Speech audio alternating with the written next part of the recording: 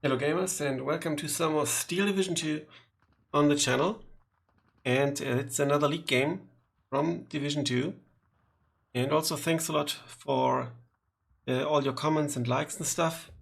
Steel Division 2 coverage is really well received, so thank you very much. And one of the comments actually was from Frubblord, who plays in Division 2, and I cast his game against SteppeKnight. It was game 1, and he suggested to also cast game 2 because he said it's exciting, so that's what we're going to do. That's what I'm going to do here, cast the game for you.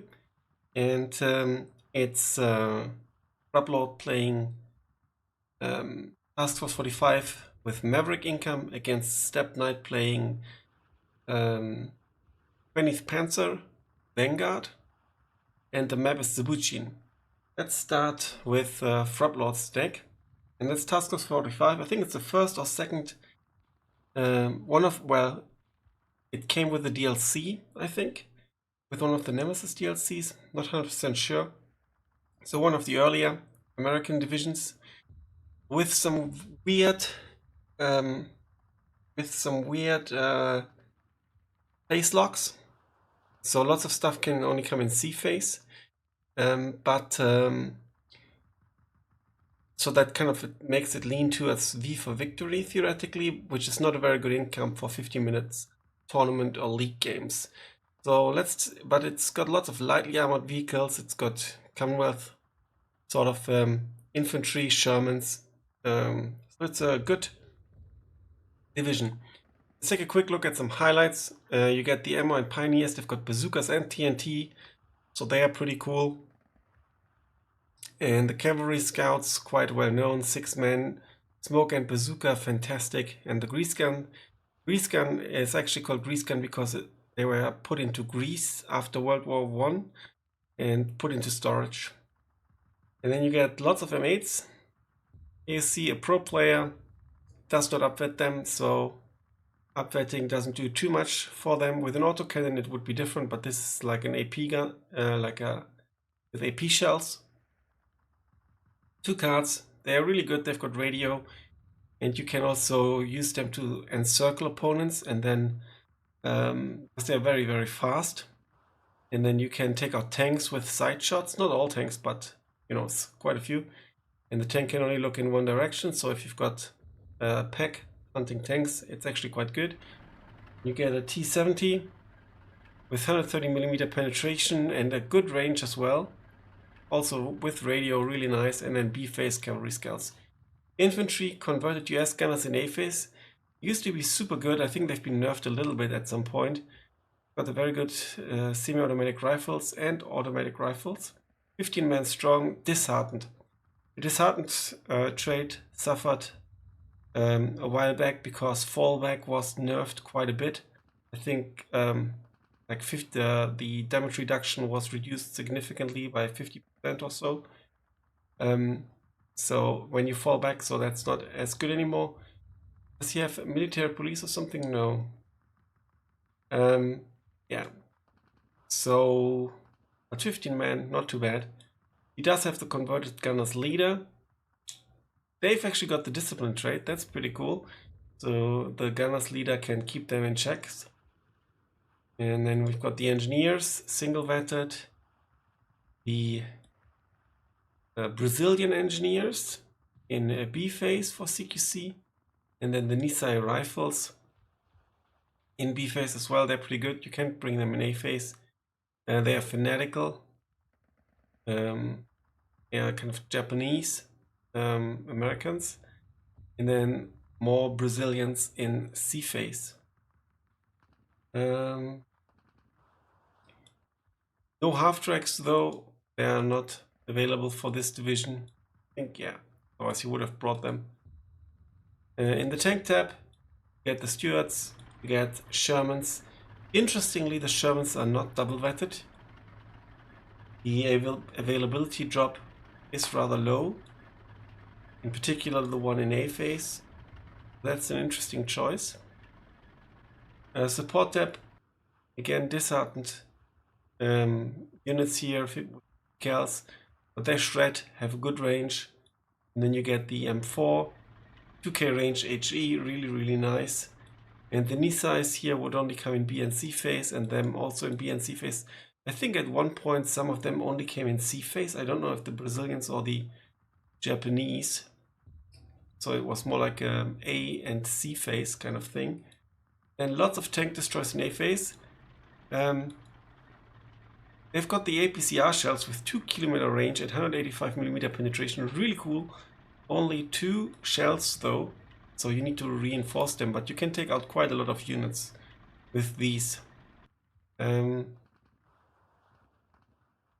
Goes for the Brazilian, because the Brazilian one, apologies, I'm still a bit sick, can come unvetted, and he doesn't need the fanatical. More tank destroyers. AA tab, Bofors, and then the M2 90mm, which he probably will use as an AT gun as well, because there's no 17 pounder or anything like that. No bazooka unit here, but there's enough bazooka units with the cavalry scouts and stuff. The M1 155mm is a pretty good. Is there? Yeah, support is here as well. The M1 is pretty good. Got it in A and B phase, including a leader. You'll see if you use the leader for the artillery or not. 4 rounds per minute. Smoke is 5, so 4 ain't that bad for such a big gun. It's often only 3, like this one, for example, 3. This one is upweighted though. Yeah, so then you see Recon. Good players usually take Recon. Oh, that's a really cheap fighter and really bad. Yeah, this is a better fighter, but still not very good, so it's double vetted. Only bad resilience. And then Mitchell bombers in A and B phase with a good loadout. No fighter bombers, but they also, this one also has bad resilience. This one is actually quite nice, but it's napalm, so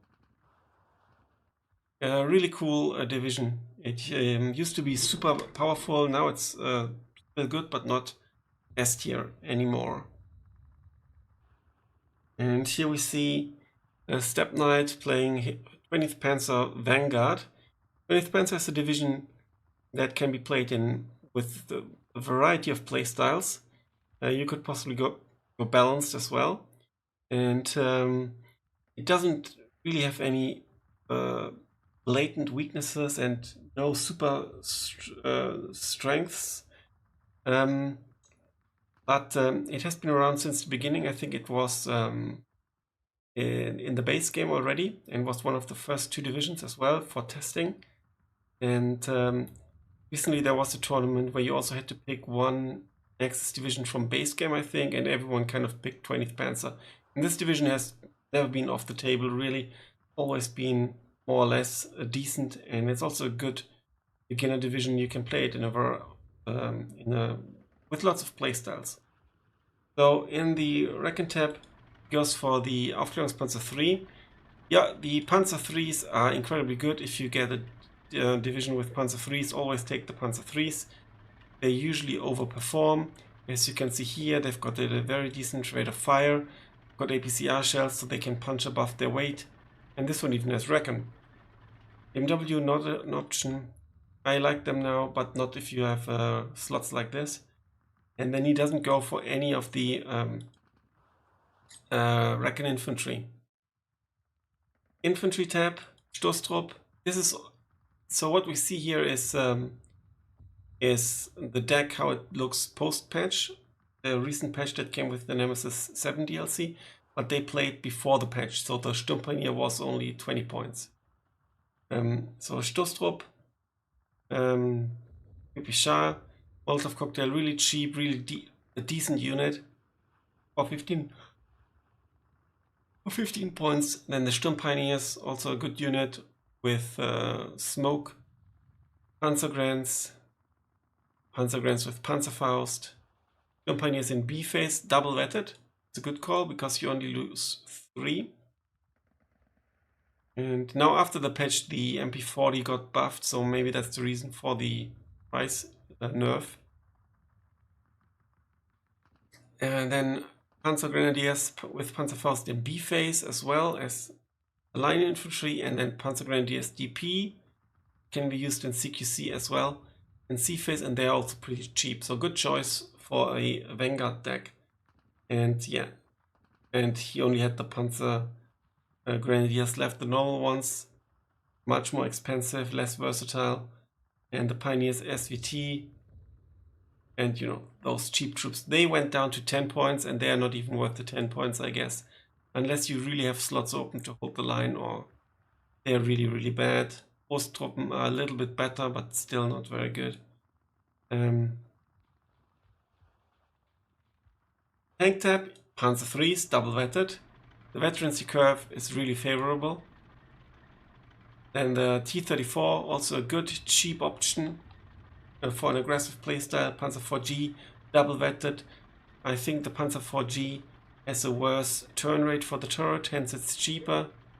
Also has less armor, as you can see. Or is it the J that has the shittier turn rate and the G just the shittier armor? I'm not quite sure now. And then in B phase you get the Ace, and you can get an IS-2, but he doesn't go for it. If you call in attractive unit like an IS-2 or King Tiger or whatnot, well, King Tiger only theoretically in a 1v1 tournament game or league game, because it's too expensive. You also need to support it with HE, with Recon, with AA, and it's just too costly if you play Vanguard, I think.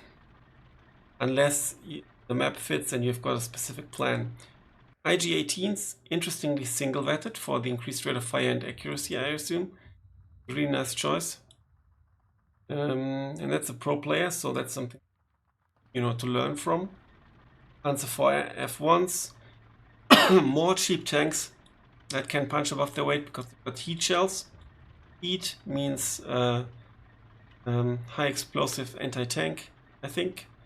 And it basically means in-game that the penetration value does not decrease with range. So it's really powerful.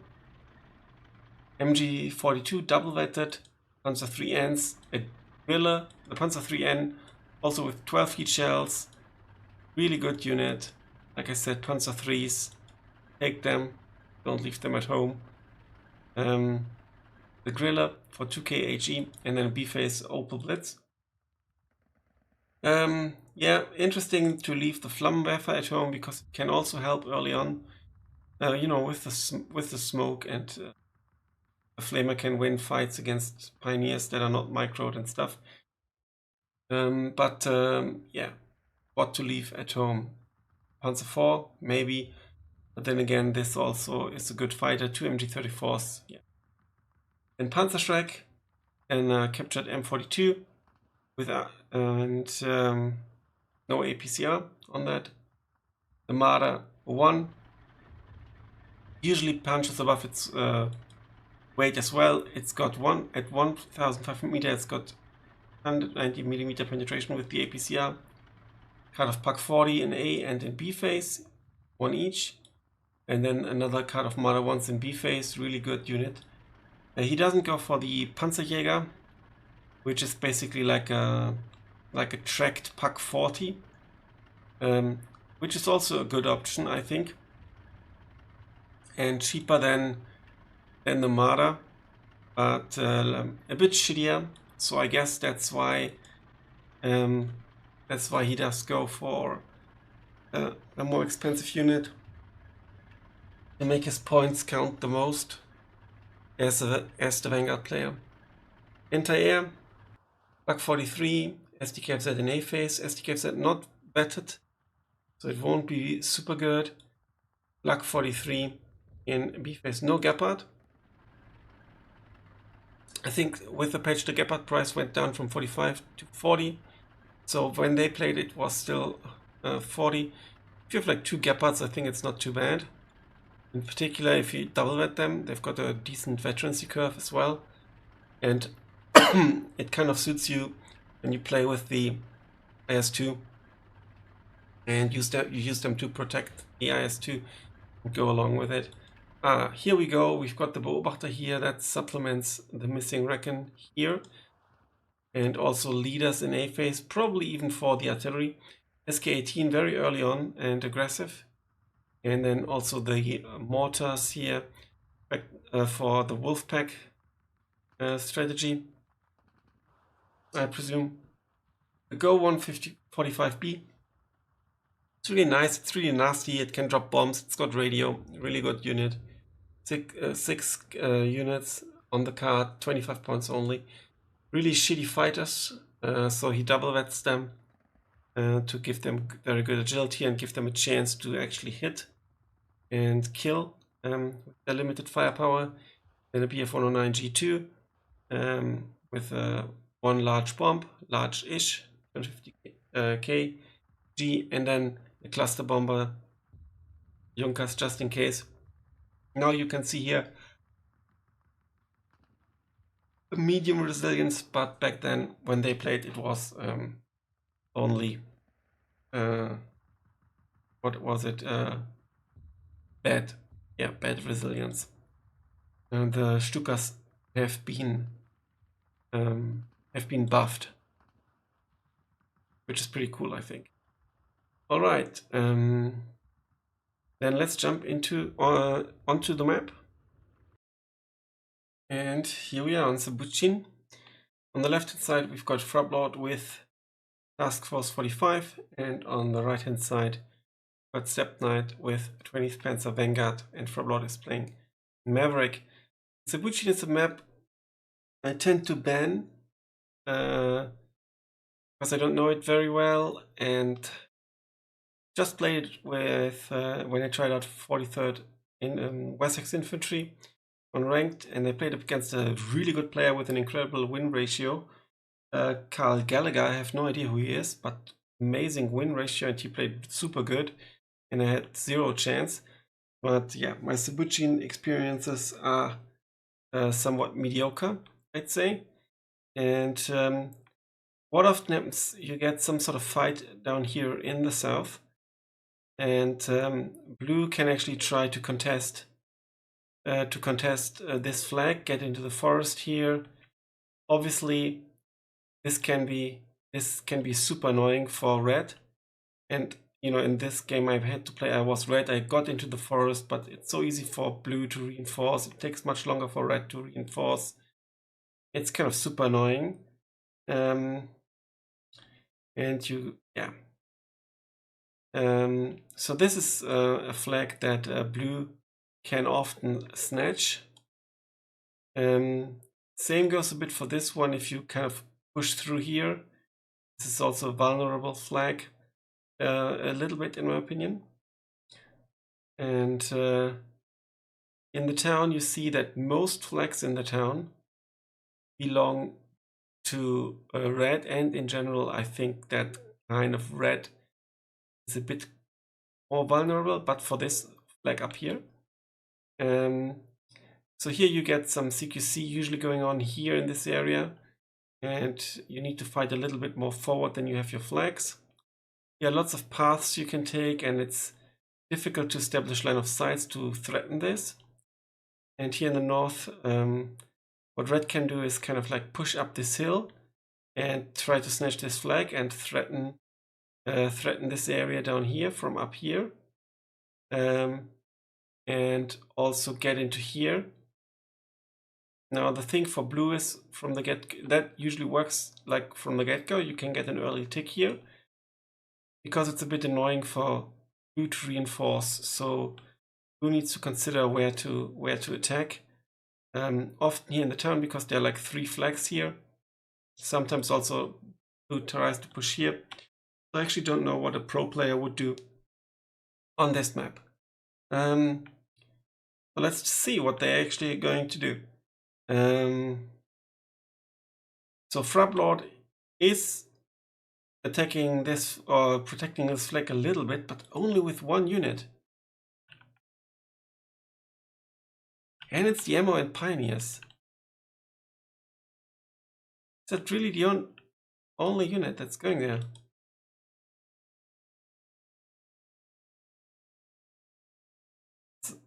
yeah, it's the only unit that goes there, which is weird because, or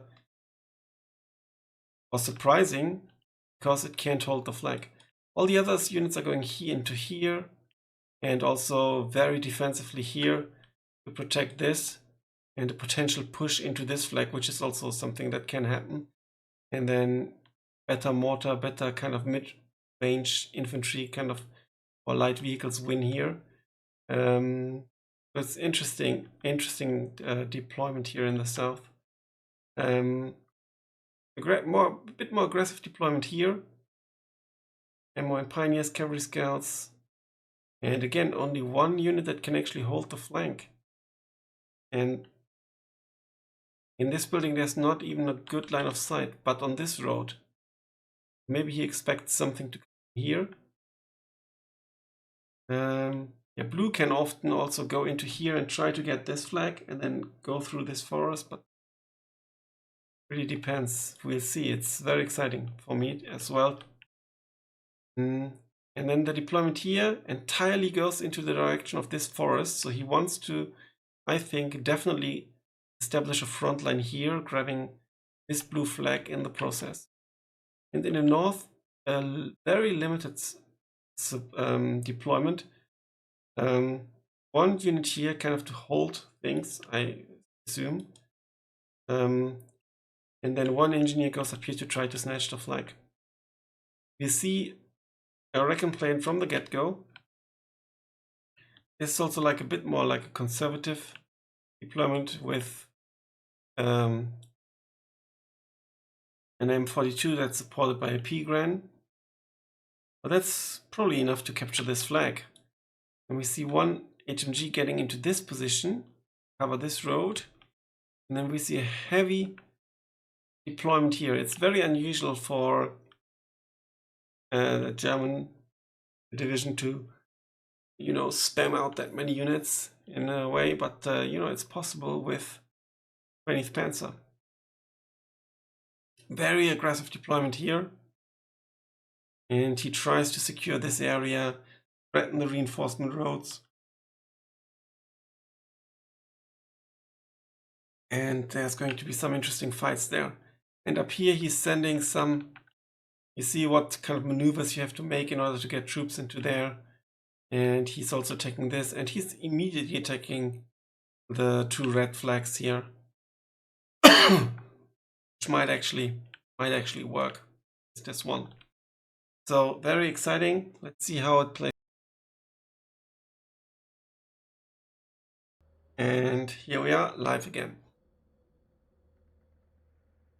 Oh, there's another recon plane in the north, double recon opener, so he will know immediately where Frubblord is, and he doesn't have a ton of half-tracks or anything like that.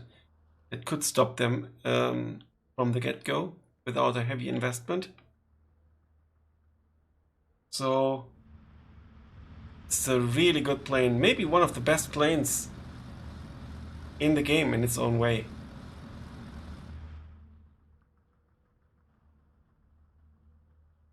And we see SteppeKnight getting a tick, but then there's a draw again.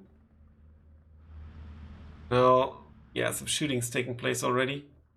It's this flag that has been snatched by SteppeKnight, and Frubblord took this one. Units are still pushing forward, and actually the half-tracks have been, or the vehicles have been held up by the plane. But this Jostrop can go through. It's actually really punching through.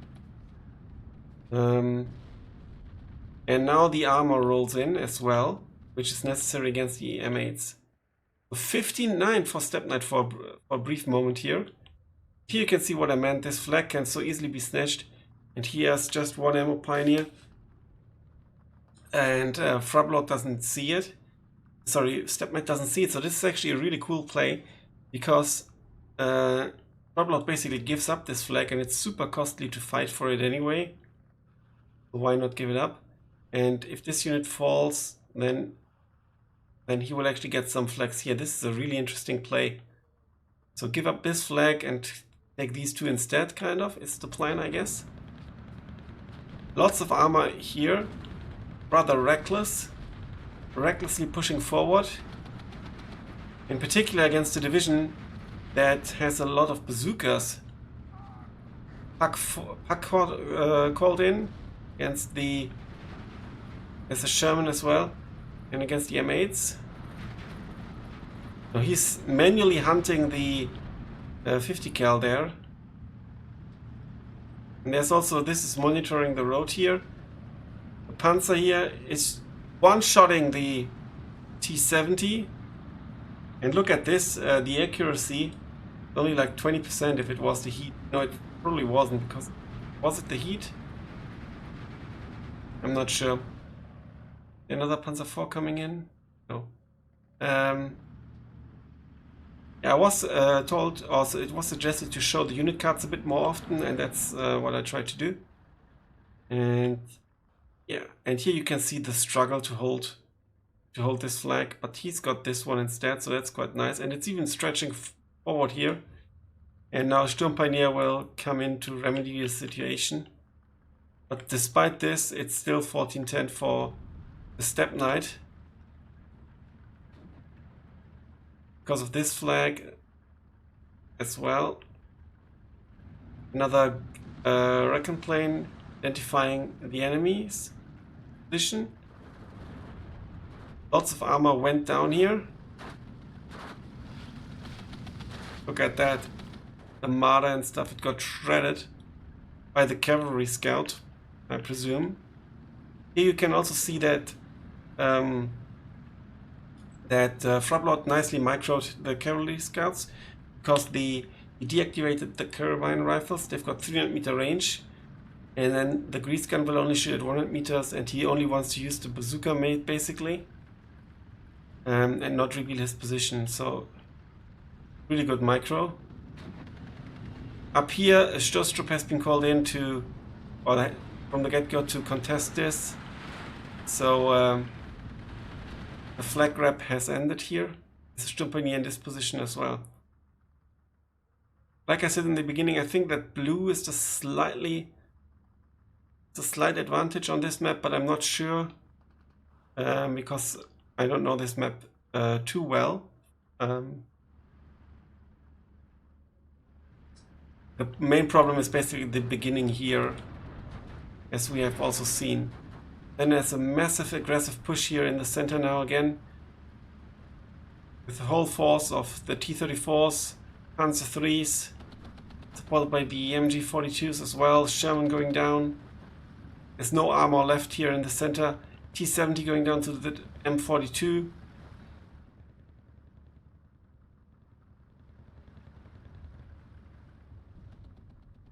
And now Frubblord sees that he needs to grab a flag, now actually two, and pushes forward with his troops here.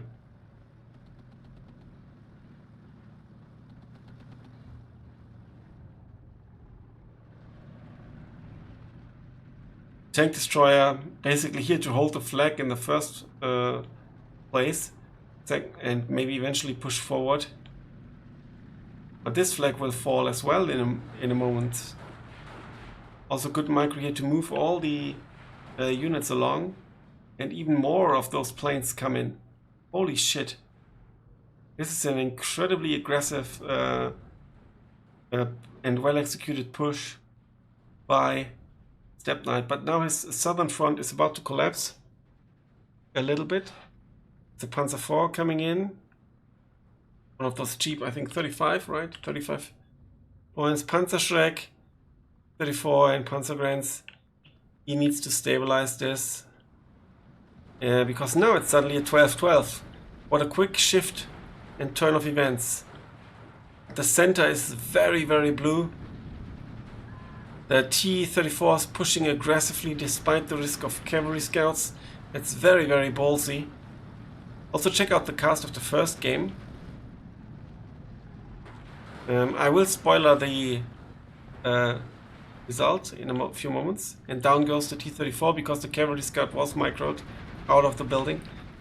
Yeah, the first game was won by, I think, Frubblord, if I recall correctly, which basically means there was a bit of pressure on SteppeKnight in game 2, and I think you can see this. I mean, not that he plays kind of like making mistakes because of the pressure, but the aggressive playstyle. And now Frubblord has had enough and calls in a 115-point fighter.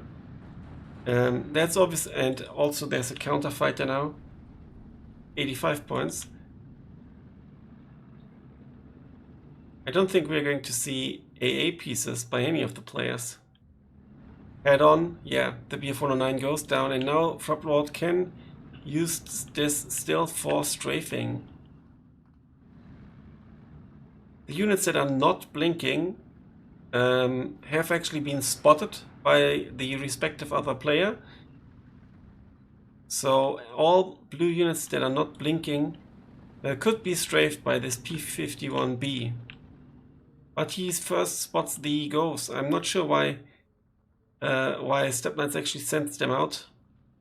Maybe he lost eyes on the P-51B.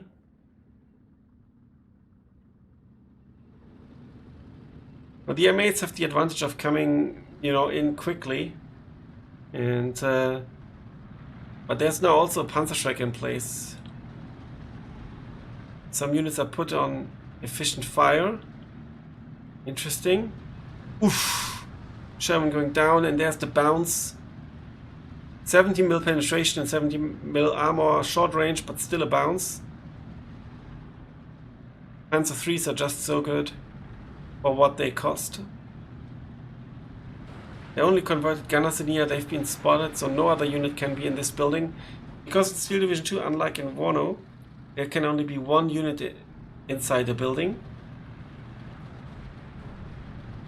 Ooh, now the Panzer goes down to the M8, I think, at point blank range. You see another push here with Panzer 4Fs. This has been consolidated, and still this flag is owned by SteppeKnight, who's still in a 15-9 lead due to owning the city center, basically. And he's putting in more units, bringing them in pairs to maximize the chance of success. So even if one goes down, the enemy units go down as well. And now they spot the M10. Bounce, bounce. That's a bit odd. Third bounce, fourth bounce. At this short range, and it's 75 millimeter armor. Are they not using... Oh, they are using the AP shells. With only 55 millimeter. Okay, okay. Now, that's an issue in the game, I think we've just noticed. Well, something you need to be aware of. And I'm not applying it in my games, but it's micro-intensive. So it seems that they shoot with their AP shells rather than their heat shells, even though this was put to efficient fire. So what you need to do is you need to actually switch off the AP shells so that they use the heat. But then, if you just encounter an M8, you just don't want to use the heat. But if you encounter something else, you want to use the heat. So it's a lot of micro.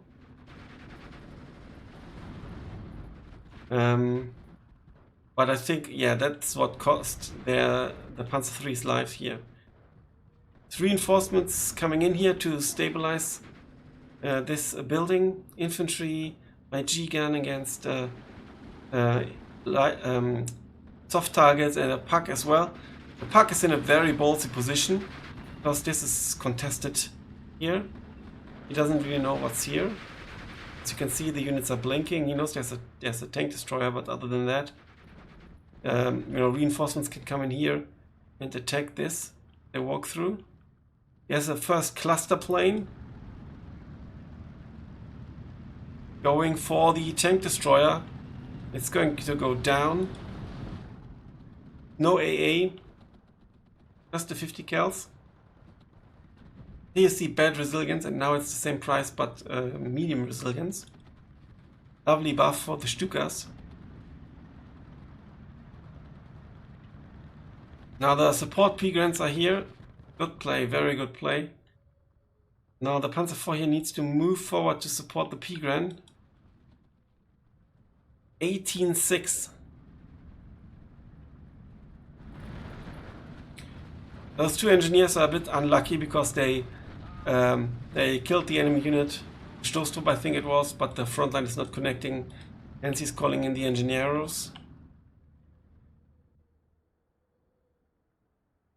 Now Stuart's coming in, Sherman's coming in. We are in B phase, so Frubblord's income is starting to kick in. But SteppeKnight achieved a massive lead with regards to tickets and also, you know, holding so many flags. It's only one gunner still, and it's the leader. And all these gunners here, they are unsupported. They won't be much of an issue, I think, after all those the fallback nerf and stuff.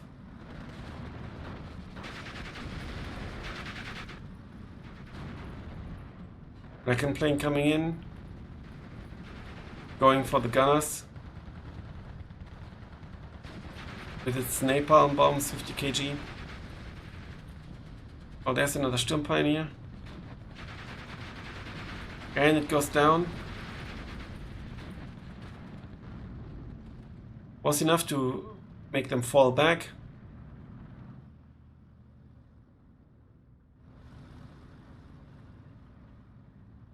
One is here. Frubblord is not yet going for it, or is he? He's going for the other plane here first, obviously. They drop their bomb on the engineers. Engineers die.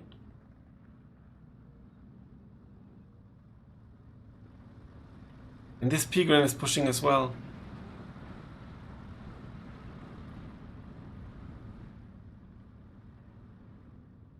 Sitting on the flag here, the T-34.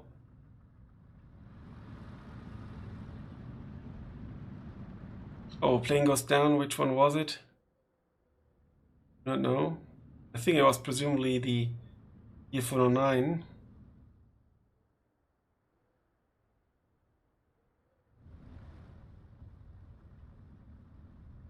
40 opening fire, APCR, Microdov, and also the HE shells.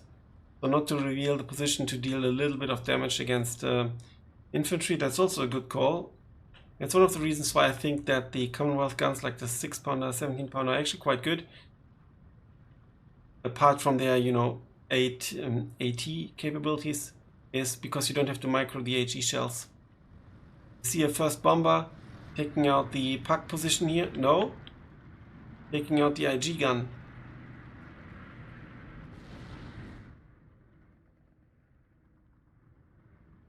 And now there's a first AAPs being called in. Oh no, there's one as well. There's both here. Yeah, but SteppeKnight had a lot of vision throughout. At some cost, but still, it's only 25 points. This will go down. Yeah, he's going to lose. He's going to lose this flag. But Frubblord is still bleeding rather heavily. It'll be difficult to push in here. I think he'll get this flag, and he probably has a good chance of recapturing this. He takes out this PAC position here. Junker's coming in, but the tank destroyer moved and the Bofors is opening fire, and immediately this is falling back.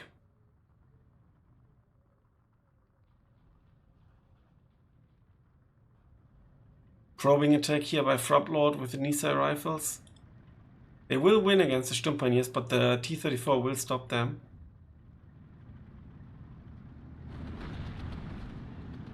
But Gunner falling back to the Panzerschreck and the M42. Another bomber coming in. It's a blind strike. It's not going to hit. Probably a bit of a misclick here. I'm sure he meant to target the house, actually. But it might be enough because of the stretch. Yeah, or maybe he redirected it. I don't know, but it was a good hit. Yeah, here the T-34 is now weighing in.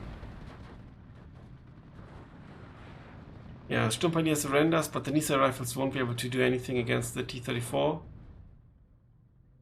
Cavalry scout coming in. This only converted gunner, it will be shredded by the P-Grants.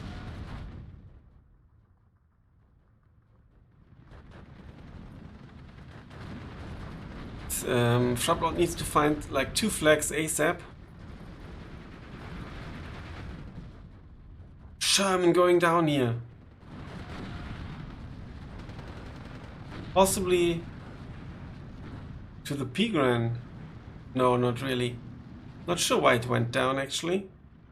It's quite some distance to the P-Gran.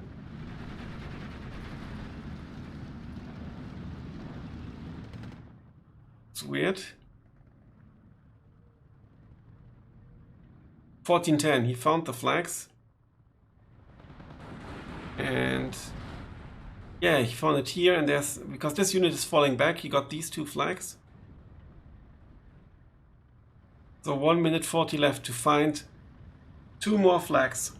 It's possible maybe in the center, Stuart's coming in, or these units now need to push, and they need to push hard. If he's lucky, he gets a chance to call out the Mitchell again. He was to spot the Panzer IV, he could maybe get this flag. Now this is falling back, reinforcements are pulling in.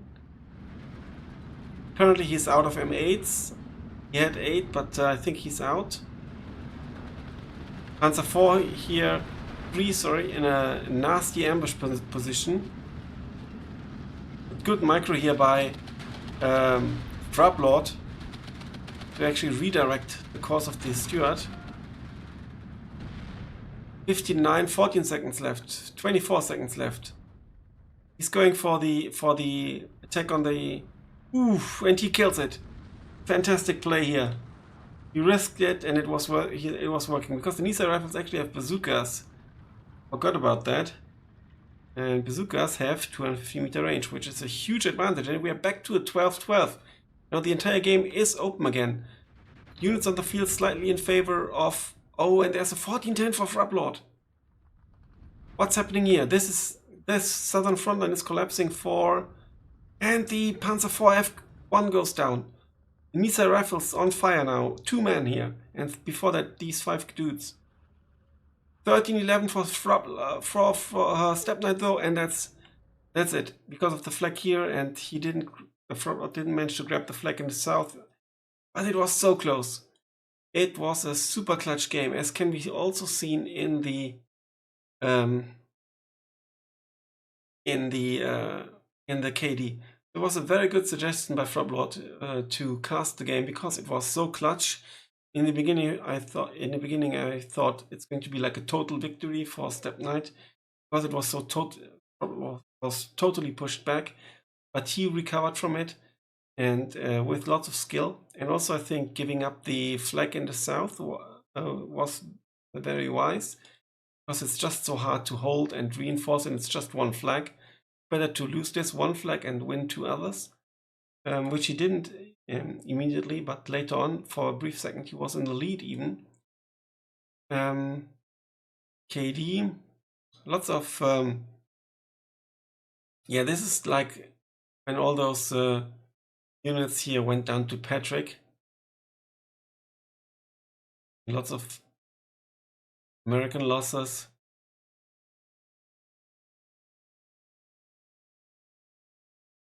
Yeah, it was like in tights. Here, lots of German losses, lots of American losses, lots of German losses, lots of American losses. Kills, Alien heroes, yeah. Patrick is a true hero. 2, 4, 5. I think he had like 1 left if he died. P51B did a good job. I think one problem was that for Frubblord that all the Recon planes, and he didn't manage to stop them earlier. Obviously, he didn't want to waste points on a plane. But that's, you know, the beauty of those cheap Recon planes, in particular if they can even deal some damage. you force your opponent to invest into something more expensive like AA or a fighter. Tank destroyer here, missile rifles. That's the fight when the Panzer IV F1s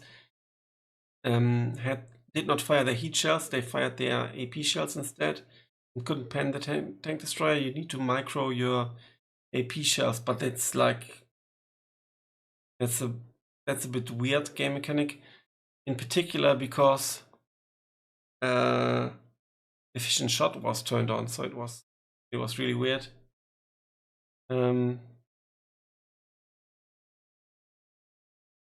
It didn't matter in the end for SteppeKnight. As Sherman did a decent job as well. And then the German heroes. I mean, the HMG alone, I think, is like 35 or even 40 points, something like that. This is 25 points. Panzer IV F1 here, good job here. And P409 actually killed a P1B. So it was the 1B that we saw going down. Pak 40. Yeah. This is how you play 20th Panzer Vanguard, I guess. And this is also how you recover from being pushed back so hard. And it was super clutch. Yeah, short game does not always mean one-sided, because this game could have gone either way in the end. Because, I mean, 19 minutes, so after 20 minutes, Frubblord would have been at the peak of his income, but you need to make it count. Units need to get to the front line, so it's usually around like 22 minutes or so when all the points have been brought to the front line that Maverick is most powerful. So it was just before his peak and he was about to turn the tide. So super clutch game. Thanks a lot for watching, guys. GG, well played to both players. Also check out Commander Owl's YouTube channel. He does a lot of league casts now as well. Also check out Attack Power Gaming for league casts and Atakwa Gaming. It's a German channel with SD2 and WARNO content and some other stuff like Victoria 3, but mainly WARNO and Steel Division 2 since recently. Check that out. Give him a subscription because he's a nice guy, and it's good to have a good one more good German channel as well. So thanks a lot for watching, guys. Until then, bye for now.